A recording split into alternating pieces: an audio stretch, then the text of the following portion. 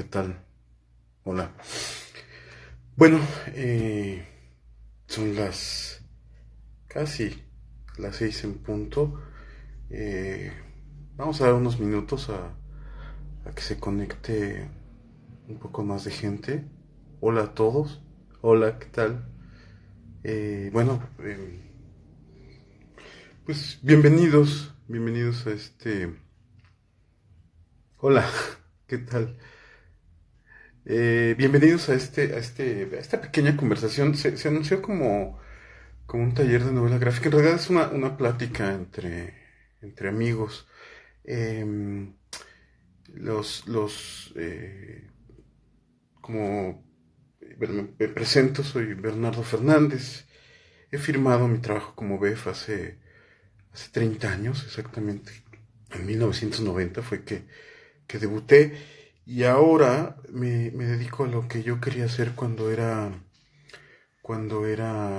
niño. Cuando yo tenía 8 años, yo quería ser dibujante de cómics. Lo soy, entre otras cosas. Estudié diseño gráfico, soy profesor universitario, pero básicamente me dedico a contar historias. A veces las escribo, a veces las dibujo. En esta ocasión voy a platicarles sobre una de las áreas del cómic que más me interesa. El cómic, la historieta, es esta manera de contar historias que combina nuestras dos herramientas más poderosas, la palabra y la imagen.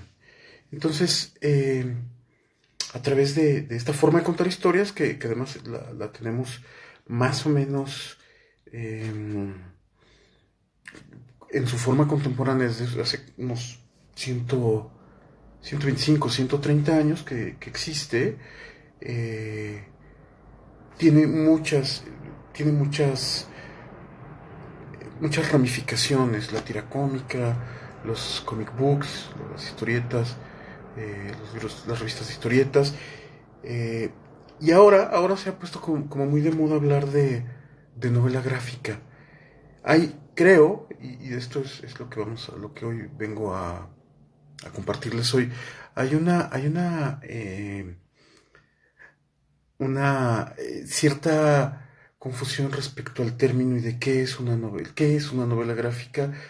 Hay, se pregunta uno, bueno, es, eh, en principio sería, ¿no? Por lo menos en un reduccionismo muy básico, aquellos cómics que se venden en las librerías, comparados, contrapuestos con los que se vendían en los puestos de periódicos. Eh, Eso sería, o podríamos empezar a definir desde ahí. Es un poco más complejo que eso. Yo desde hace mucho tiempo hice una em, eh, clasificación o categorización para un congreso de ilustración sobre qué elementos definían un cómic. A que un cómic fuera una novela gráfica. Y son 5 características. Espero que la memoria no me traicione hoy. La primera de ellas es que todas las novelas gráficas son cómics o historietas. En castellano, el diccionario de la Real Academia Española de la Lengua acepta la palabra cómic como sinónimo de historieta. Y en España le llaman también tebeos, que a mí no me gusta mucho ese término, porque me parece muy local. Tebeo era una revista española de historietas de principios del siglo XX o un poco antes. Entonces me parece un término como muy local. Pero historieta o cómics los voy a utilizar indistintamente. Durante muchos años hubo una discusión respecto a que si los gringos hacían cómic y si los hispanoparlantes hacíamos historieta. Yo creo que ahora, en este momento, hoy en 2020, ya es como una discusión innecesaria. Entonces, en principio, lo primero es que las, las, todas las novelas gráficas son historietas. No todos los cómics son novelas gráficas. Ahí habría que separar de la caricatura que es una sola imagen, humorística, muchas veces un comentario em, editorial, irónico, sobre alguna situación coyuntural. pero es una sola imagen, mientras que en la historieta tenemos por lo menos dos imágenes, dos viñetas colocadas una al lado de otro en una secuencia que nos cuenta una historia y que además representan el paso del tiempo. Bueno, muchas gracias por todos sus likes y todos sus saludos. La segunda característica que me parece importante es que las novelas gráficas en principio, o para que una historieta también pueda ser una novela gráfica, es que sea una historia más o menos extensa. Yo he propuesto, o yo propuse en aquel paper, una extensión mínima de 48 páginas.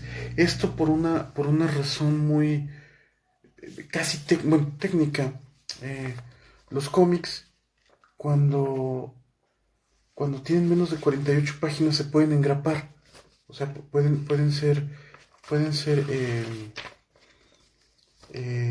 vienen en formato revista, entonces si tienen menos de 48 páginas se pueden engrapar, contrapuestos a los libros que a partir justo de 48 páginas tienen que ser cosidos.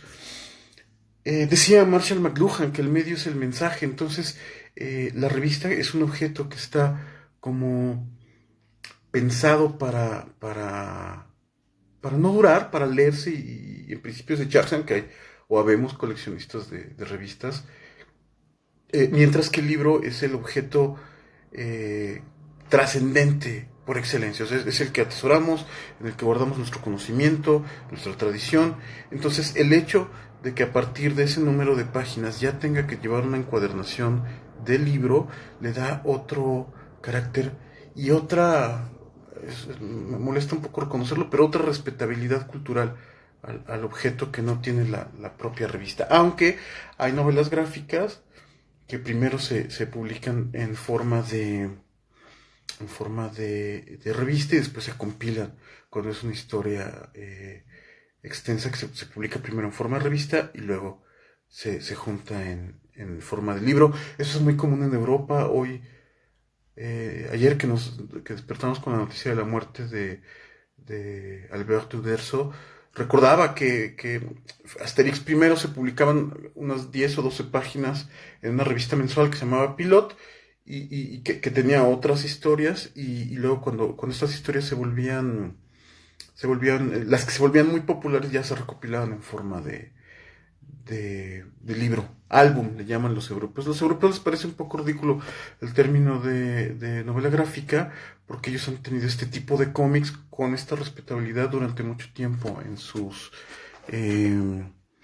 los anaqueles de sus librerías. Ya somos 35, 34 personas. Les agradezco que nos estén acompañando hoy. Muchas gracias. Entonces, además, 48 páginas es una extensión suficiente para que pueda haber una cierta desarrollo de personajes y una complejidad estructural en la historia que vamos a contar. La siguiente es que aquello que conocemos como novela gráfica está contenido en un solo volumen. O sea, las historias, lo he dicho muchas veces, las historias de superhéroes, por ejemplo, el personaje nunca envejece, nunca cambia, no son personajes que están de alguna manera suspendidos en el tiempo y que por ello no, no tienen esta condición como como necesaria en el género de la novela, de que todas las cosas que les suceden a lo largo de ella los obliguen a transformarse y llegar convertidos en otros, diferentes de aquellos que iniciaron la historia. Entonces, esto es imposible si piensen en cualquiera de estos personajes, en Batman, Superman, en el Hombre Araña, si ellos envejecieran, se acabaría la historia. Lo mismo pasa con los personajes infantiles, Charlie Brown, Snoopy, eh, Condorito, para dar un ejemplo latinoamericano, nunca envejecen. Mientras bueno, y esto es parte de la siguiente característica, pero bueno, eso, las novelas gráficas además son historias que están autocontenidas, tienen un principio y un final, normalmente en un solo volumen, aunque hay casos de historietas muy extensas que se tienen que compilar en varios volúmenes. El caso que a mí me gusta mucho, la historia la vida de Buda, que dibujó en forma de manga Osamu Tezuka, que son 8 o 9 volúmenes, pues es un ejemplo. No está en un solo volumen, pero tiene un principio aquí, casi como un chiste, cuando nace el personaje y termina cuando muere. Entonces autocontienes en un solo volumen. La cuarta característica es que además tiene esta estructura literaria de novela. Las novelas gráficas suena un poco como reiterativo, pero es importante. O sea, tiene un inicio donde se plantea la historia y se presenta a los personajes un conflicto que es aquella, que me gusta definirlo como aquella interrupción normalmente muy violenta de la vida cotidiana de los personajes que los va a obligar a moverse de su zona de confort.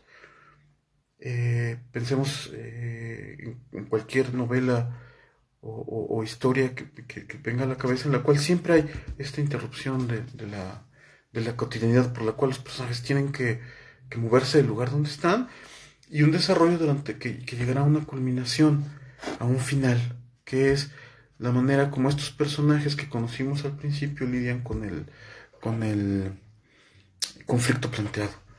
Y finalmente, y esta es quizá el punto medular del asunto, es que las novelas gráficas tienen además o deberían tener una ambición literaria, y por esto me refiero que en palabras de Kurt Vonnegut, eh, planteen o le comuniquen a los lectores ideas pertinentes sobre la complejidad de la existencia humana.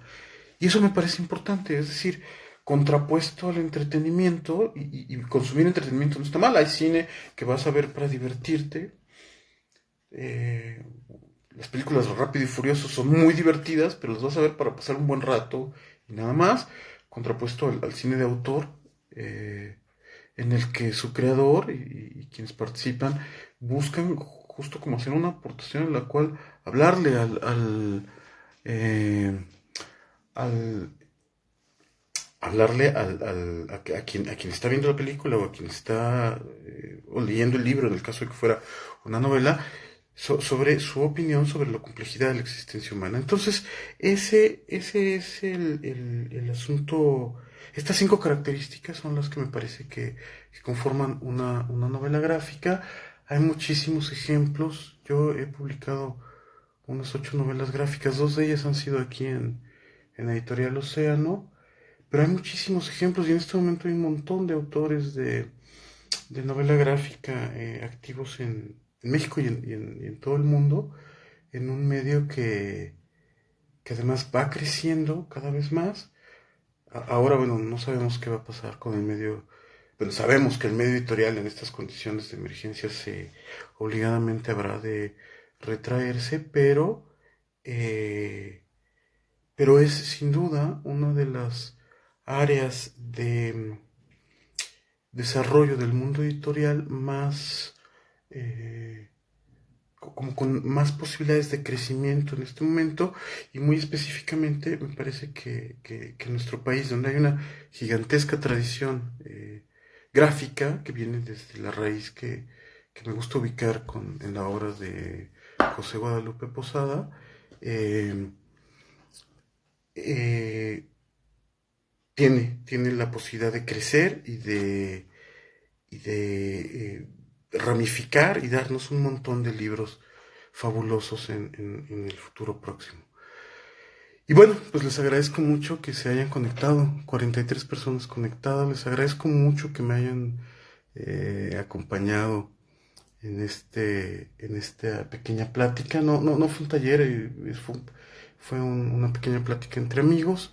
Eh, Me despido, les agradezco mucho, espero que haya en otra ocasión oportunidad para poder platicar y tener un intercambio eh, circular. En esta ocasión voy a hacer, estaba pensado para hacer una intervención breve. Les agradezco mucho el haberse conectado, muchísimas gracias y bueno, estén pendientes de las actividades que estará haciendo Editorial Océano a través de sus plataformas, y yo mismo estaré teniendo alguna comunicación a través de mis redes sociales, Monorama en Twitter, Beforama en Instagram y Bernardo Fernández BF en Facebook. Muchísimas gracias, les agradezco que me hayan acompañado y gracias a todos por sus comentarios. Les agradezco mucho haberme acompañado. Muchísimas gracias.